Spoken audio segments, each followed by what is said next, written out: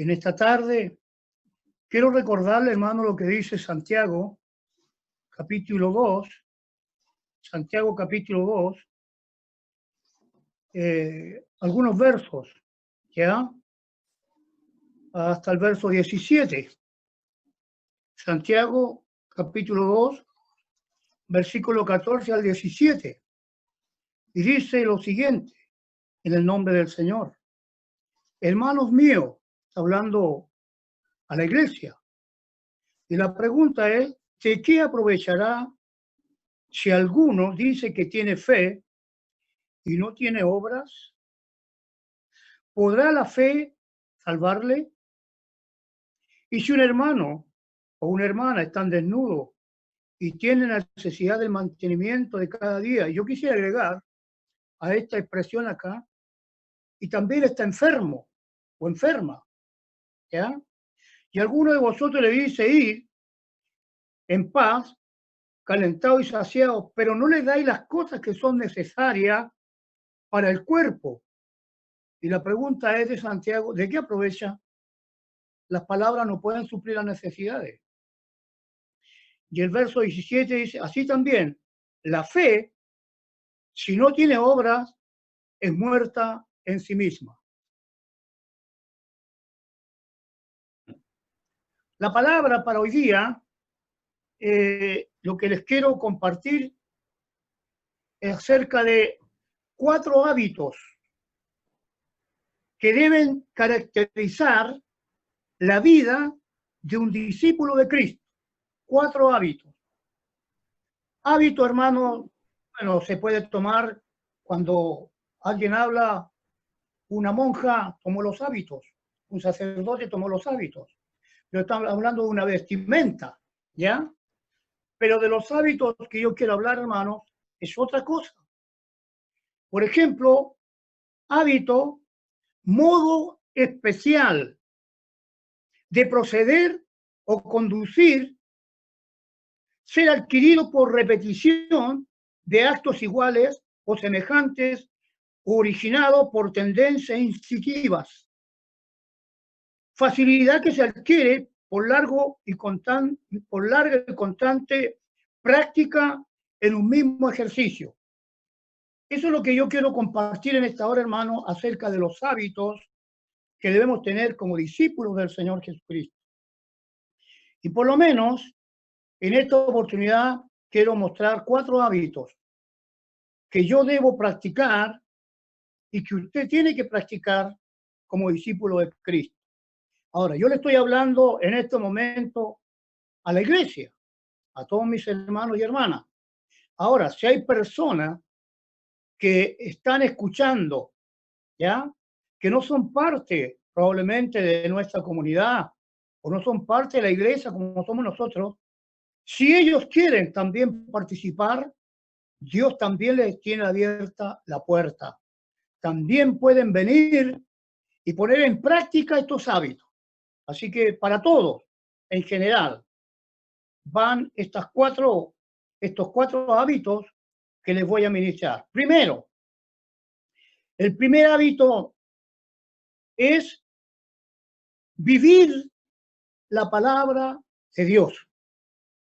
No se olviden que el Señor dice que los bienaventurados no son los que solamente escuchan la palabra, sino que bienaventurado es aquel que la hace, que la practica. Dios quiere eso.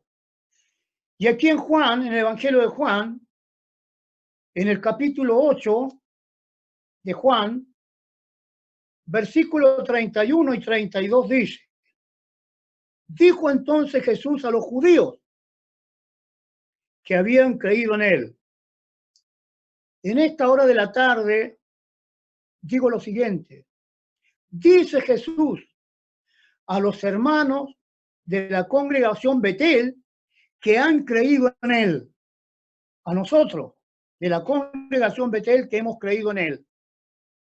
Si vosotros permanecereis en mi palabra, seréis verdaderamente mis discípulos. Permanecer, practicarla. ¿Ya? Permanecer es practicar. Entonces conoceréis la verdad y la verdad os hará libre. Sabemos que fuera del Señor Jesucristo no hay otra verdad. Todos los días escuchamos muchas declaraciones por la televisión, las noticias. Unos dicen una cosa, otros desmienten, acusan a este, acusan al otro. Hay tremendas controversias, ¿ya? Que este está mintiendo, que también este está mintiendo, lo cual no debe darse en la iglesia.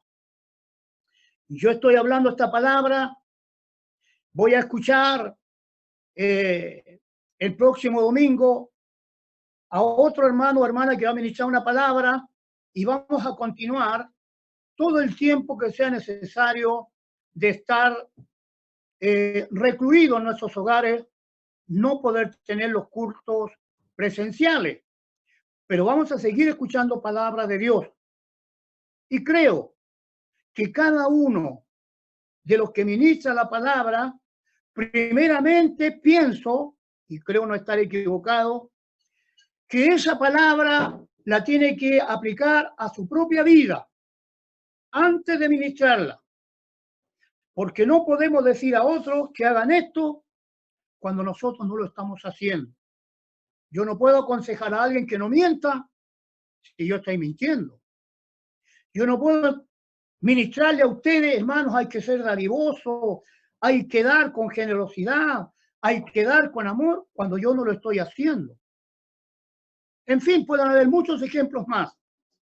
Por consiguiente, para que esta palabra que está saliendo de mi boca sea efectiva y Dios la respalde, primeramente esa palabra tiene que actuar en mi vida y después actuará en la suya. Entonces, no se olvide, hermano, no se olvide. Ahora, fíjese lo que dice el Señor aquí en Mateo capítulo 7. En Mateo capítulo 7, el Señor Jesucristo le dice, o nos dice a nosotros en esta hora de la tarde. Capítulo 7, verso 21.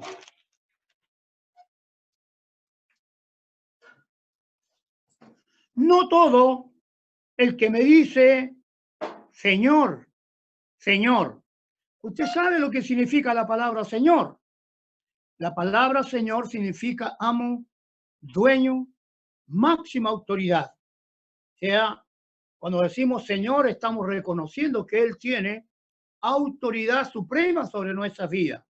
Entonces el Señor le dice, ¿ya?, a los que están allí escuchándole, religiosos, por cierto, no todo el que me dice Señor, Señor, entrará en el reino de los cielos, sino el que hace la voluntad de mi Padre que está en los cielos. ¿Y cuál es la voluntad del Padre? Que obedezcamos las enseñanzas de su Hijo amado, nuestro Señor Jesucristo. Muchos me dirán en aquel día, Señor, Señor, ¿no profetizamos en tu nombre y en tu nombre echamos fuera demonios y en tu nombre hicimos muchos milagros?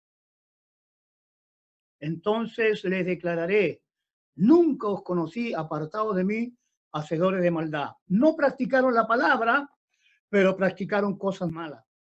No obedecieron a la palabra, sino que desobedecieron la palabra. Y como hay una persona a quien nunca vamos a engañar, jamás vamos a burlarnos de él, justamente es el Señor Jesucristo. Conoce nuestros corazones, nuestros pensamientos, nuestras acciones, sean acciones públicas o acciones en privado. Todo Él lo sabe. Entonces, amados hermanos, el primer hábito que debe estar fuertemente arraigado en nuestras vidas es ser hacedor de la palabra de Dios, obedecerla. El segundo hábito, ¿ya?, es la oración. Orar y llevar fruto. Juan capítulo 15 dice lo siguiente. Juan capítulo 15, en el versículo o los versículos 7 y 8. Si permanecéis en mí y mis palabras, nuevamente habla de la palabra, ¿ya? Y mis palabras permanecen en vosotros, pedid todo lo que queréis, yo será hecho. Está hablando de la oración. Pedir. Nuestra hermana Paulina nos llevó a la oración por las peticiones. Y aquí el Señor dice, pedid, ¿ya? Si permanecéis en mí y mis palabras permanecen en vosotros, pedid todo lo que queréis y os será hecho. Lo estamos pidiendo en el nombre del Señor, estamos orando, ¿ya? En esto es glorificado mi Padre, en que llevéis mucho fruto y seáis así mis discípulos. Esta palabra es para los discípulos, ¿ya? Hombre y mujer, somos discípulos del Señor. Y como discípulos, entonces, tenemos que hacer eco a esta palabra y ponerla en práctica. Entonces, ¿qué es lo que el Señor nos está pidiendo? Yo les leí ya en Santiago, hermanos amados, lo que el apóstol está diciendo a la iglesia. Si alguien está pasando por alguna situación difícil, nosotros sabemos que hay una necesidad. Tenemos que ir y dar. Porque no solamente es válida la oración va acompañada de la acción. Y la acción es que tenemos que dar. Si usted revisa, cierto, especialmente los Hechos de los Apóstoles, recuerdo cuando Rubén nos enseñaba acerca de la iglesia en su comienzo, en algún momento la iglesia en Jerusalén pasó por tremendas necesidades de hambre, de miseria. Y los hermanos de otras comunidades, de otras ciudades, las regiones, aún de su pobreza, ellos dieron para mandar a sus hermanos de Jerusalén para suplir en parte sus necesidades. Esto, hermano, es algo que nunca vamos a dejar de hacer. ¿Y por qué? Porque el Señor Jesús en una oportunidad le dijo a sus discípulos, siempre tendréis pobres, o sea, necesitados entre vosotros, y cuando les queráis hacer un bien, ahí están, podemos hacerlo. Ahora, hay que llevar fruto. ¿Cuál es el peligro, hermanos, de no llevar fruto? Por ejemplo, ustedes siempre me escuchan decir que aquí en casa, ¿no es cierto?, en esta propiedad que el Señor nos ha dado, para mí es una mini quinta. Tenemos una buena cantidad de árboles. ¿Y qué es lo que he hecho yo con los árboles que no dan fruto? Simplemente los he cortado. Uno de los últimos árboles que corté, hermanos, es un palto. Tenía unos tremendos ganchos grandes. Lo corté porque no daba fruto. ¿Y sabe lo que hice con los ganchos gruesos, palos gruesos? Los corté en trozos. Y ahora la estufa me es testigo. La estufa que tengo me es testigo. ¿Ya? Esos troncos secos ya ahora los he estado echando a la estufa, hermanos, y me han dado un rico calor. No sirvieron para otra cosa, esos ganchos, nada, sino para el fuego. Por eso, hermanos, un árbol que no da fruto es cortado. Y miren lo que dice Mateo, capítulo 3, el verso 10. Y ya también, el hacha está puesta a la raíz de los árboles. Por tanto, todo árbol que no da buen fruto es cortado y echado en el fuego. Hermanos, esto es lo que dice el Señor en su palabra. Entonces, aunque estamos confinados, ¿ya? Pero alguien dijo, hermanos, no recuerdo quién, una llamada por teléfono, hermano mío, una oración por teléfono con algún hermano o hermana, que bien nos hace. Yo agradezco al Señor por ustedes. ¿Cuántos hermanos que llaman para acá, para la casa, me llaman para preguntarme cómo estamos, para preguntar cómo está mi esposa? ¿Sabe, hermanos? Una bendición escucharle. Entonces, esa es una obra. Esa es una obra, ese es un fruto del amor de Dios. El amor de Dios nos lleva a preocuparnos por los demás. Entonces, hermanos, el segundo hábito que debe caracterizar a la congregación Betel, estoy hablando de la congregación Betel en especial, es que tenemos que estar orando y también debemos llevar fruto. El tercer hábito, ¿ya? Y aquí hay un peligro tremendo, hermano, ¿ya? No, un discípulo de Cristo no se deja poseer por sus bienes materiales.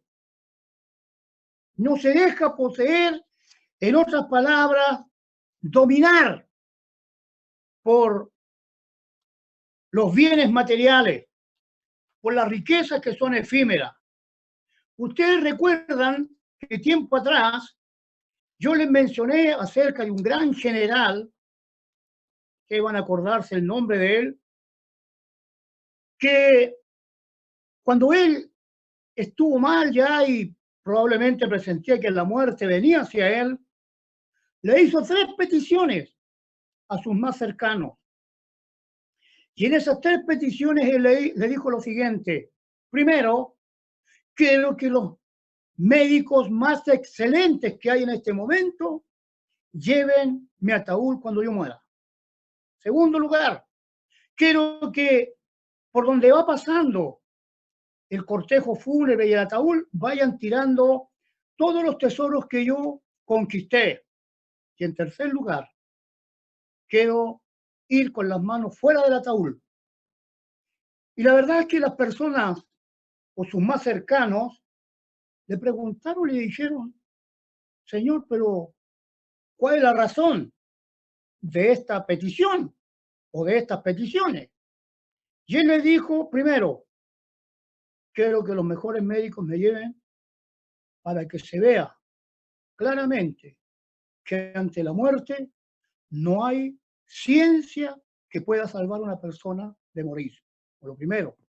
Lo segundo, quiero que vayan dejando todos esos tesoros para que vean que todo lo que conquisté se queda aquí en la tierra. Y en tercer lugar, quiero que vean mis manos, que mis manos van vacías. Hermanos amados, los bienes materiales Dios nos ha dado para que los administremos. Por cierto, disfrutamos de ellos, ¿ya? Unos tienen más, otros tienen menos, de acuerdo a la bendición que Dios da. Pero nunca usted y yo debemos olvidar que solamente somos administradores y que un día tendremos que dar cuenta al Señor de cómo administramos todo lo que Dios puso bajo nuestra responsabilidad. Yo tendré que dar cuenta cómo administré, ¿cierto?, a mi familia, cómo administré mi matrimonio, cómo administré la enseñanza a mis hijas, a mi familia, cómo yo usé los recursos, tanto económicos y de otra índole que Dios me dio, cómo los utilicé. Nada de lo que yo haga queda en el vacío. Dios lo sabe todo. Entonces, hermanos, no nos dejemos poseer por los bienes que hemos adquirido. Y aquí en Lucas, capítulo 14, versículo 33 dice: así pues, cualquiera de vosotros que no renuncie a todo lo que posee, no puede ser mi discípulo. Nuevamente, hermanos, no puede ser mi discípulo. Tenemos una enseñanza preciosa en los Hechos de los Apóstoles. Cómo los hermanos daban.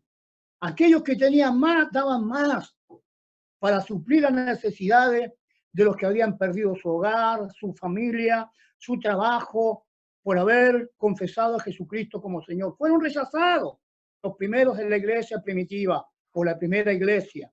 Y luego los hermanos que tenían daban con abundancia. Encontramos allí que alguien vendió su propiedad y puso todos los recursos a los pies de los apóstoles para que se repartiera a cada uno de acuerdo a su necesidad. Entonces, no dejemos dominarnos por los recursos que tenemos, sino que usémoslos para extender su reino. Tenemos un ejemplo, hermanos, en la Escritura, de un varón que prefirió más las riquezas que al Señor. No se olviden que Jesucristo es la puerta para entrar al reino de los cielos. Y no hay otra puerta, tampoco hay otro camino. Y en el capítulo 10 de Marcos, versículo 17 al 24, dice lo siguiente: al salir él para seguir su camino, está hablando del Señor Jesús, vino uno corriendo e hincando la rodilla delante de él, de Jesús, le preguntó: Maestro bueno, ¿qué haré para heredar la vida eterna? Jesús le dijo: ¿por qué me llamas bueno? Ninguno hay bueno, sino solo uno, Dios. Los mandamientos sabes: no adulteres, no mates, no hurtes, no digas falso testimonio, no defraudes, honra a tu padre y a tu madre. Él entonces respondiendo le dijo: Maestro, todo esto lo he guardado desde mi juventud. Entonces Jesús mirándole, le amó. Y qué grande es esto, ¿no? Le amó. Y le dijo: una cosa te falta. Anda, vende todo lo que tienes y dalo a los pobres y tendrás tesoro en el cielo. Y ven, sígueme tomando tu cruz. Pero el afligido por estas palabras se fue triste porque tenía muchas posesiones. Estaba a la puerta, hermanos, a la puerta para entrar al reino de Dios y se volvió. Cuidado, hermanos, cuidado. Esto es peligroso. Podemos estar a la puerta para entrar también nosotros, y si nos descuidamos nos podemos volver si no obedecemos a la palabra del Señor. Entonces Jesús, mirando alrededor, dijo a sus discípulos: cuán difícilmente entrarán en el reino de Dios los que tienen riqueza. Los discípulos se asombraron de sus palabras, pero Jesús respondiendo volvió a decirle: mis hijos, cuán difícil le es entrar en el reino de Dios a los que confían en la riqueza. No es que no las podamos tener. Si las usamos bien, podemos tener riqueza, hermano. Por ende, tenemos en la iglesia en general, en el contexto de la iglesia, no de la congregación, contexto de la iglesia, tenemos hermanos que son millonarios, son ricos, pero son hombres o mujeres que utilizan bien los recursos materiales, económicos. En la Biblia encontramos a Abraham, encontramos a Job, hombres que tenían, es incalculable la riqueza que ellos tenían, pero servían a Dios. Entonces, hermanos, cuidado. La advertencia que nos hace Primera de Timoteo, la advertencia que nos hace Primera de Timoteo capítulo 6, ¿ya? Nos dice lo siguiente en el verso 10. Primera de Timoteo capítulo 6, verso 10. Dice lo siguiente: porque raíz de todos los males es el amor al dinero. Mire, las raíces profundas evitan que los árboles puedan caer. Y hermano, esta raíz del dinero que se mete dentro de nosotros nos impiden doblegarnos ante el Señor. Nos impiden poder obedecer. La raíz de todos los males es el amor al dinero. No es que no pueda tener. Yo tengo mis recursos económicos que el Señor me da todos los meses, ¿ya? Y debo saber administrarlos, pero yo no estoy amando esos recursos, amo al Señor. Y si tenemos que compartir, si tenemos que dar, tenemos que hacerlo no solamente por una obligación o por un deber. No lo haga por eso, hermano, sino tenemos que hacerlo por amor. ¿Qué fue lo que leyó nuestra hermana Lorena en el devocional? ¿Cuál fue la palabra que leyó? Primera de Corintios, capítulo 13. ¿Y cómo es el amor? ¿Ya? ¿Cómo es el amor? Allí está, detallado. ¿Cuál es el amor que tiene que haber en nosotros? Entonces, dice, el amor al dinero, el cual, codiciando algunos, se extraviaron de la fe y fueron traspasados de muchos dolores. Yo no quiero que usted pase por dolores, no, por amar las cosas materiales. Hoy día las tenemos, mañana se van. ¿En cuántas naciones del mundo, hermanos, hay personas que lo están perdiendo todo? Absolutamente todo. ¿Ya? Vino un terremoto hace días atrás en Perú, México, perdón, en México. ¿Y cuántas personas perdieron su vivienda? Podían haber tenido lindas viviendas y se mandaron al piso y quedaron sin nada. En otras naciones donde hay inundaciones por la mucha excesiva lluvia, hermano, se han formado tremendos caudales, ríos de agua y arrasan con todo. Vivienda, construcciones, sembrado, todo lo arrasa y quedan sin nada. Hoy día tenemos y mañana dejamos de tener. Entonces, hermanos amados, tengamos cuidado. Podemos ser traspasados de muchos dolores si no obedecimos a la palabra del Señor. Y por último, hermanos, lo cuarto que quiero mencionar de un verdadero discípulo del Señor es que un discípulo expresa su amor a los demás creyentes. Expresa su amor. El amor no solamente es de palabra, sino también se expresa. Y mire lo que dice el Evangelio de Juan en el capítulo 13, versículos 34 y 35. Un mandamiento nuevo os doy, que os améis unos a otros, como yo os he amado, que también os améis unos a otros. En esto conocerán todos que sois, ¿qué cosa? Mis discípulos. Estamos hablando de hábitos que debe tener un discípulo de Cristo. En esto van a conocer que son ustedes mis discípulos. ¿Cuándo? ¿Ya?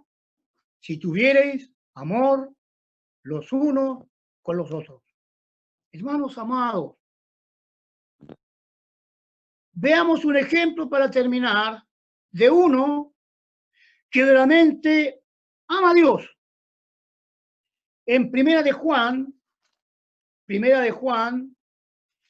capítulo 4, Primera de Juan, capítulo 4, dice lo siguiente, verso 20 al verso 21.